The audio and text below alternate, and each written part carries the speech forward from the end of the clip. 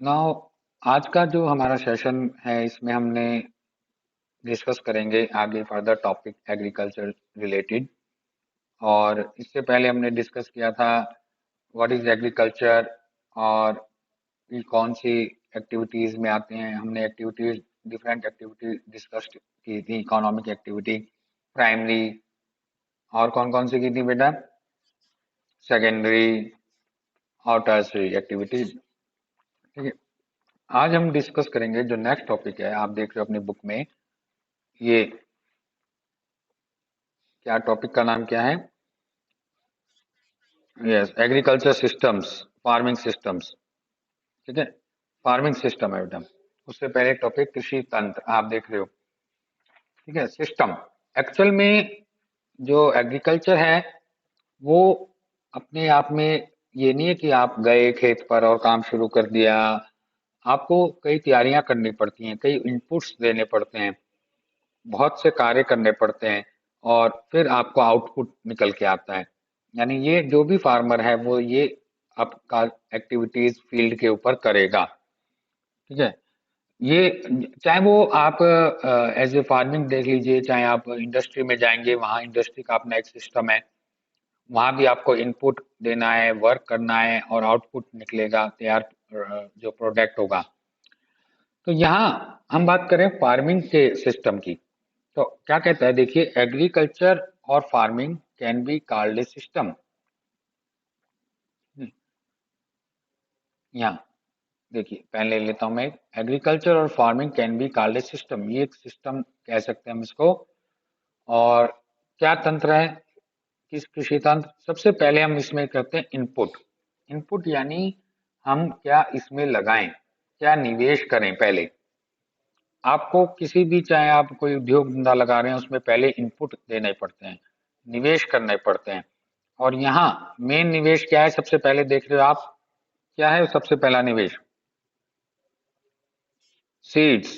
Yes, आपको बीज करने, उत्पादन करना है, बीजों का उपयोग करना है खेत के लिए, पहला। दूसरा, फर्टिलाइजर्स, आपको अपने फर्टिलाइजर्स यानी खाद वगैरह इनका उपयोग करना है अपने ग्रो करने के लिए। मशीनरीज, मशीनरी जैसे ट्रैक्टर्स आपको जरूरत पड़ती है। ठीक है, ट्रैक्टर वगैरह किस चीज के लिए? वर्क, जो हम वर्क पहला वर्क देखेंगे, प्लफिंग, है ना, उसमें मशीनरीज की जरूरत पड़ती है। चाहे अगर आप पूरा परंपरागत किसान है, यानी प्राचीन तरीकों का उपयोग कर रहे हैं, तो उसमें भी आपको जो उस समय की मशीनरी है, छोटे अ, हल, या आपके फावड़ा, और आपके कस्सी, ये सब इन चीजों की जरूरत पड़ती है उसमें भी। और चौथा है, ये सब चीजें कौन यूज करेगा? इस यूज करने के लिए आपको चाहिए लेबर, श्रम। तो यहाँ पे आपको लेबर भी प्रोवाइड करना पड़ेगा, या तो खुद करो या दूसरे से करवाओ। इन ये सारे काम आपको करने पड़ेंगे। ठीक है, तो ये सारा इनपुट देने के बाद, ये सारी चीजें इकट्ठी करने के बाद, अब बात आती है कि अब आप उस पर कार्य करें फील्ड के अंदर। पहला काम करेंगे इन चीजों से स्टार्ट करके, प्लफिंग, जुताई करेंगे, है ना, जुताई करनी पड़ेगी आपको। फिर आप करोगे सोइंग। सोइंग यानी सोइंग कहा जाता है बुआई। हाँ, बीजों को बोना या उगाना जुताई करने के बाद। फिर उसके बाद आप शुरुआत करेंगे, सिंचाई की व्यवस्था करेंगे। या तो, यस, या तो आपके पास नहर का पानी आ रहा है तो नहर से मिल जाता है। अदरवाइज आप क्या लगाते हैं अपने खेतों में? क्या लगाएंगे? Water supply. वाटर सप्लाई कैसे दोगे? या तो ट्यूबवेल्स के थ्रू दोगे, है ना, ट्यूबवेल्स के थ्रू दोगे, या आपके कोई पुराना वेल है खेत के बीच में, वहां से मशीन लगाकर आप सिंचाई कर सकते हैं। तो इस इन तरीकों, या आपके पास कैनाल हो, ठीक है, या आपके पास कैनाल है, तो इन चीजों से आप इरिगेशन कर सकते हैं, सिंचाई कर सकते हैं। नेक्स्ट है वीडिंग। वीडिंग क्या होता है बेटा?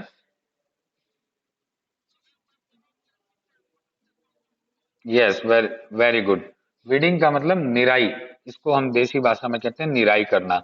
यानी बीच बीच में आपको ध्यान देना है कि अनवांटेड प्लांट्स जो आप नहीं उगाना चाहते खेत में, और वो आपके उगाते हैं, जिन्हें हम खरपतवार कह देते हैं, है ना, खरपतवार।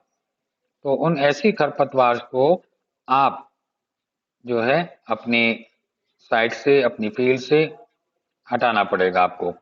बीच बीच में आपको निराई करनी पड़ेगी खुरपी से या कस्सी से, मिट्टी को ऊपर नीचे करना पड़ेगा हल्का हल्का, तो जिससे वो तैयार हो जाएगा। हाँ बेटा, दवाई भी आती है। अब मेरी दवाई तो वैसे यूज कम करनी चाहिए बेटा। दवाई में क्या है कि कई बार ऐसे केमिकल्स होते हैं, वो आपकी साथ साथ जो क्रॉप्स है उस पर भी तो असर डालते हैं ना, कोई ना कोई। क्रॉप्स खराब कर देते हैं, या क्रॉप्स में पॉइजनस जो है, स्लो पॉइजन, वो क्रॉप्स के अंदर आ जाता है।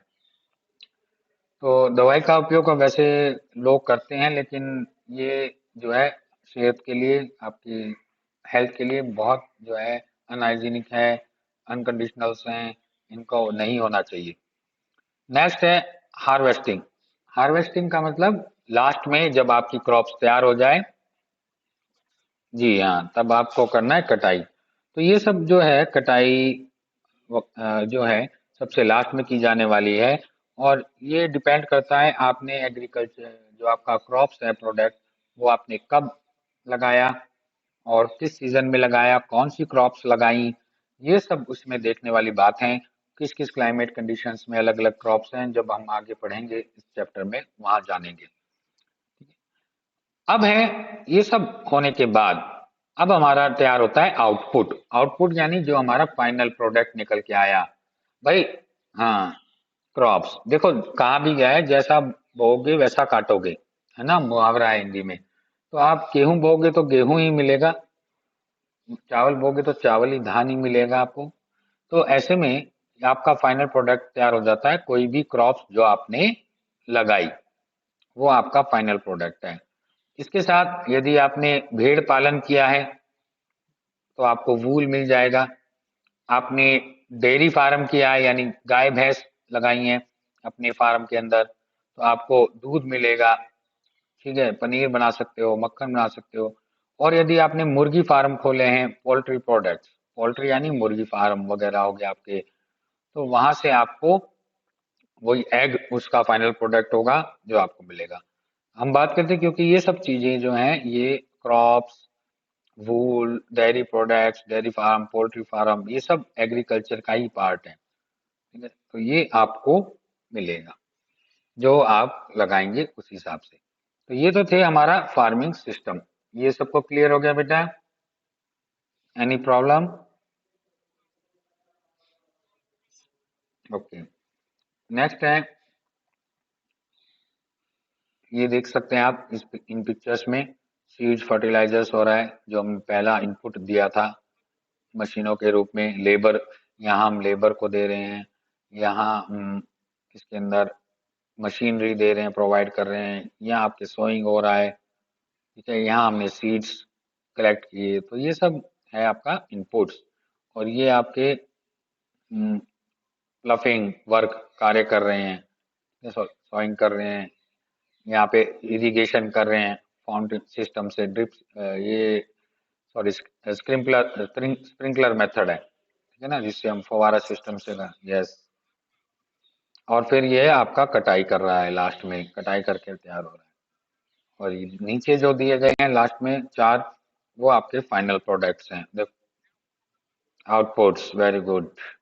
ये एग पोल्ट्री फार्म से, ये डेयरी फार्म से मिल्क, ये आपका जो आपने कॉटन तैयार कर ली है, ये वूल, सॉरी, वूल है, ये आपकी शिप से आपने निकाली है बाल उसके।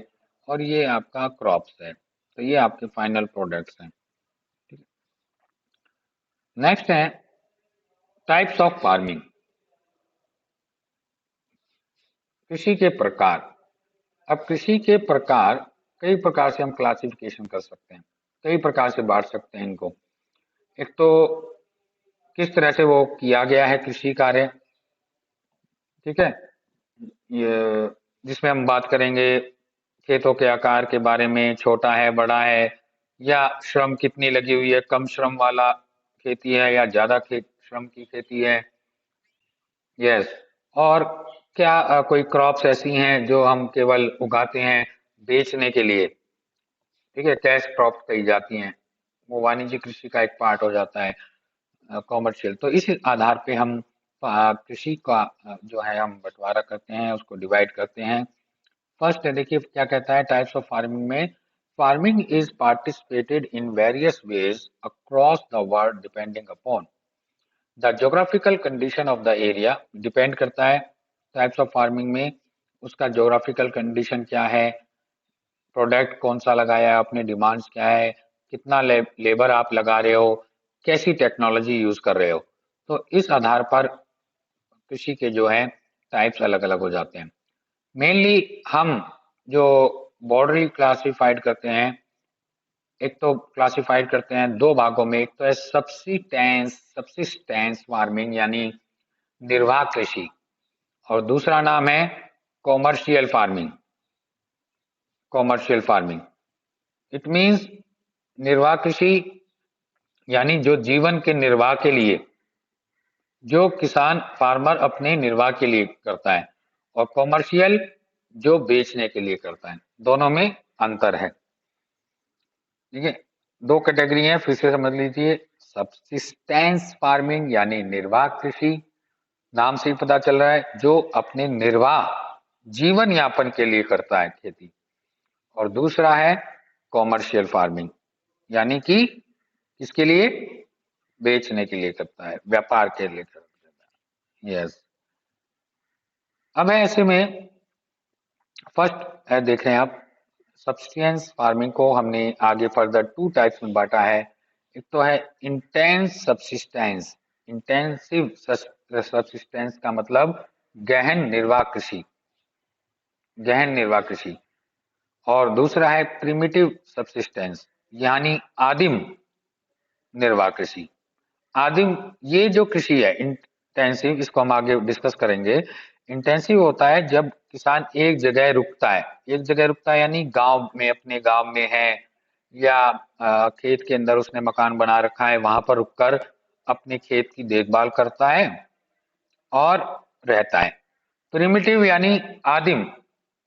आदिम में क्या होता है कि जब किसान एक जगह नहीं रुकता, वो डिफरेंट, हाँ, जगह जगह जगह जगह ट्रेवल करता है, जगह जगह घूमता है, ठीक है। और इसमें है, आप देख सकते हैं, ये वो लोग करते हैं जो या तो आपके रहते हैं किसके अंदर, यस, आदिवासी लोग। या तो आदिवासी लोग होते हैं वो ये खेती करते हैं, या आपके जो खाना बदोश लोग हैं, जो एक स्थान से दूसरे स्थान पर अपने पशुओं के साथ चरते हैं। आपने देखा होगा आपके इलाकों में कई राजस्थान से बहुत भारी संख्या में गायों को लेकर आते हैं कई बार, है ना, बड़े बड़े सींग वाली गायें। कई बार हाईवे जाम कर देती हैं, अपना मथुरा वाला हाईवे, और ऊँटों को लेकर आते हैं, ठीक है। ऐसे लोग जो हैं, जो खाना बदोश लोग कहे जाते हैं, चलवासी कहलाते हैं, नोमैडिक हार्डिंग। इधर है कॉमर्शियल फार्मिंग, जिसका हम आगे डिस्कस करेंगे। इसमें तीन टाइप्स किए गए हैं इन्होंने, सॉरी दो ही मुख्य रूप से हैं।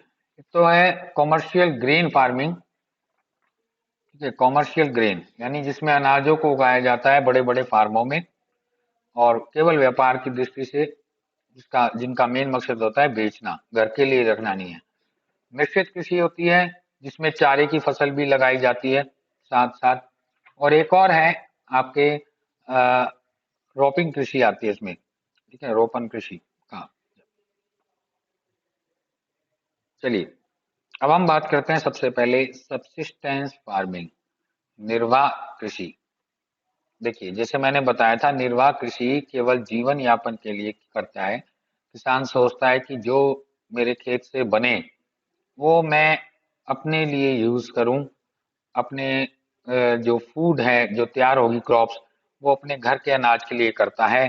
तो इसके कारण से वो ज्यादा बड़ी मशीनें यूज नहीं करता है। कई इलाकों में तो आप देख रहे हो, आज भी आप देख रहे हो ना, यहाँ हल का उपयोग किया जा रहा है।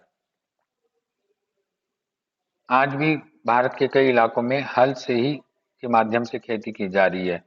और साथ ही जो है, जो टेक्नोलॉजी है लो लेवल्स की है। लेबर कौन है इसमें? लेबर कौन होता है? खुद स्वयं जमीन का मालिक लेबर है। ठीक है। ऐसे ही ये देखिए, अपने गाय बैलों को ये चरा रहा है खेत में। ठीक है। और पीछे देखिए बंजर सी जमीनें, सूखा सा पड़ा है। तो इस तरह के इलाकों में ये सबसिस्टेंस फार्मिंग होती है। ठीक है। बहुत स्मॉल एरिया में आउटपुट कम निकलता है, क्योंकि छोटे छोटे खेतों का आकार भी यहाँ छोटा छोटा होता है। बड़े बड़े खेत नहीं होते इसके अंदर। तो इस आधार पर हम इसको दो भागों में बांटते हैं: इंटेंसिव गहन निर्वाह कृषि और प्रिमिटिव यानी आदिम निर्वाह कृषि में बांटा जाता है। अब चलिए इंटेंसिव सब्सटेंस क्या होता है। आपकी बुक में भी है पेज नंबर 42 पर, गहन निर्वाह कृषि, है ना। देखिए सबसे पहले आ गया, the farmer cultivates A small plot of land using simple tool. परंपरागत औजारों का उपयोग, सिंपल टूल्स का उपयोग किया जाता है। बड़ी बड़ी मशीनें यूज नहीं की जाती, जैसे हार्वेस्टर्स होते हैं आपके, और इन मशीनों का उपयोग, हाँ, कंबाइंड होती हैं ये। और कारण क्या है कि एक तो इसके पास खेत छोटे हैं बेटा, ज्यादा बड़े खेत नहीं होते। कारण क्या है कि लगातार जो भारत में परंपरा है, उत्तराधिकार की परंपरा खासकर, उस कारण से खेत जो है लगातार पीढ़ियां दर पीढ़ी बढ़ता जाता है बच्चों में। अगर 4 लड़के हैं तो मोस्ट प्रोबेबली, क्योंकि पुरुष प्रधान समाज माना जाता है, तो बेटियों को भी हक है आजकल जमीन में। लेकिन देखिए एक छोटे से खेत है यदि किसी के पास, और उसके पास 4 संतानें हैं, तो खेत 4 भागों में बट गया। ऐसा करके फिर आगे आने वाली पीढ़ी में फिर बढ़ जाएगा।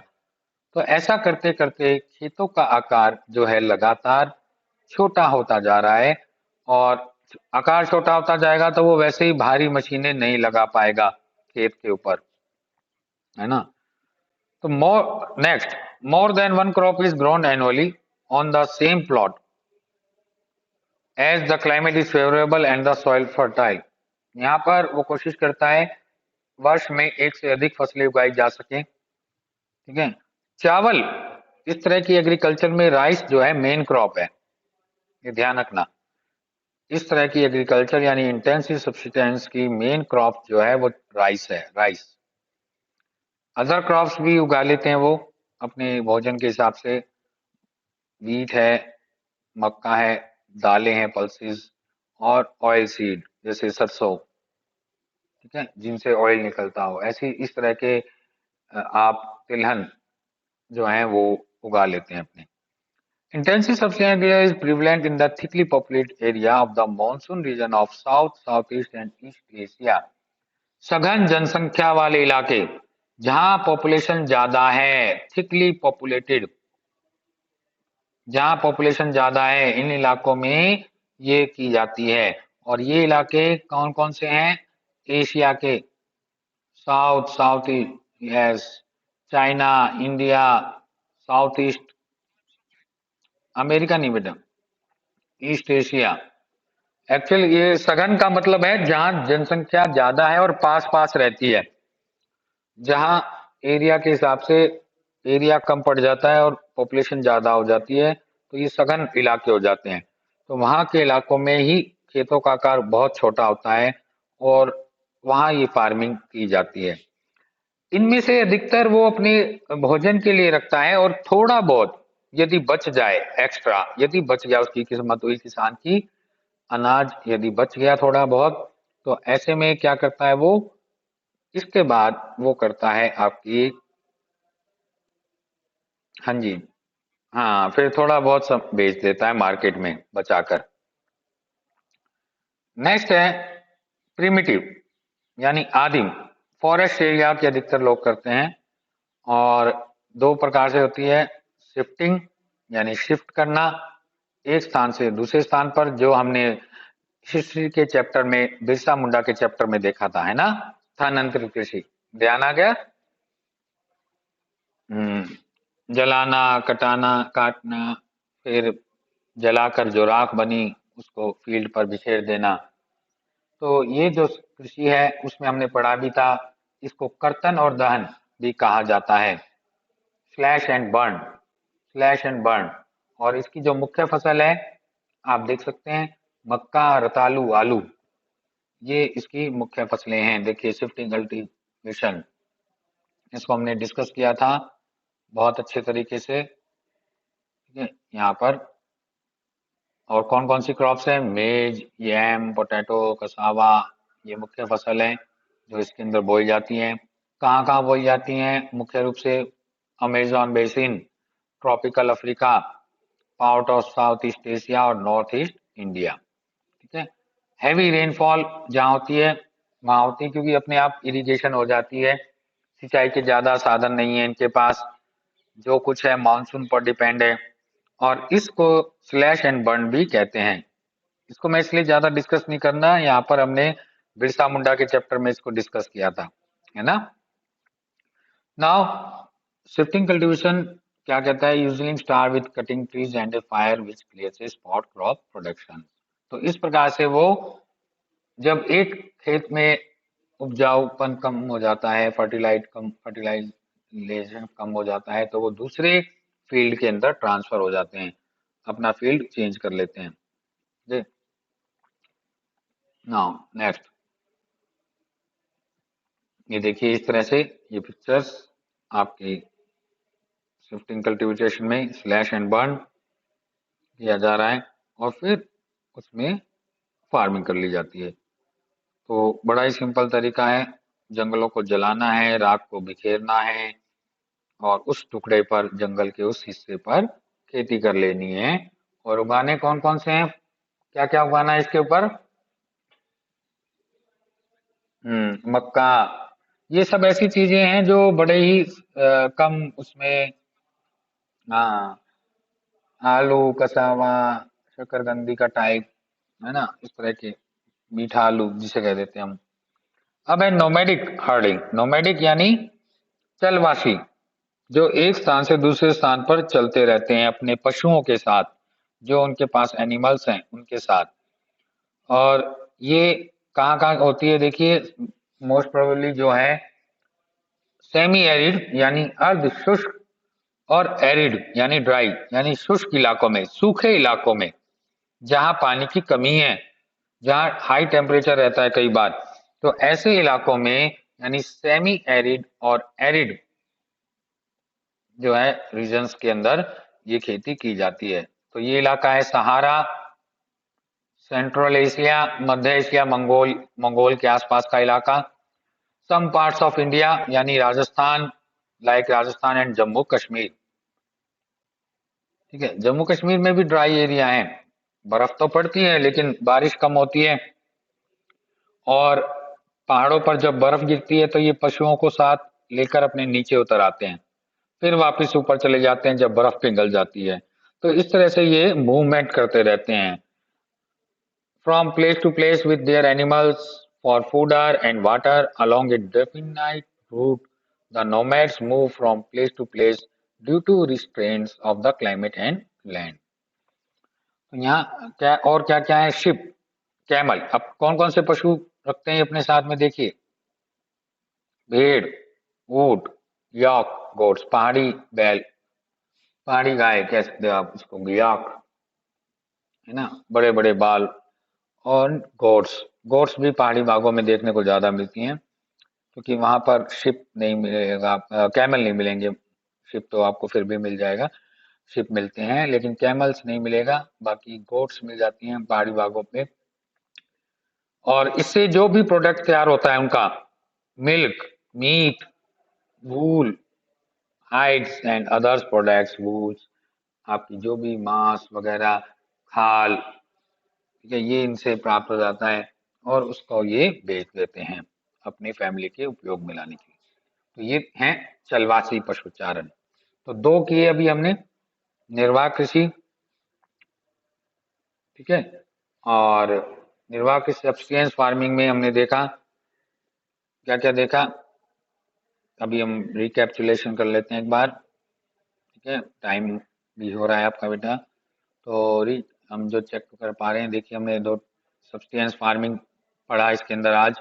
इसमें इंटेंसिव सब्सटेंस फार्मिंग देखा, गहन निर्वाह कृषि, और साथ में हमने देखा इसमें प्रिमिटिव सब्सटेंस फार्मिंग जिसमें शिफ्टिंग कल्टीवेशन, और जो अगला था आपका नेक्स्ट नोमैडिक हर्डिंग।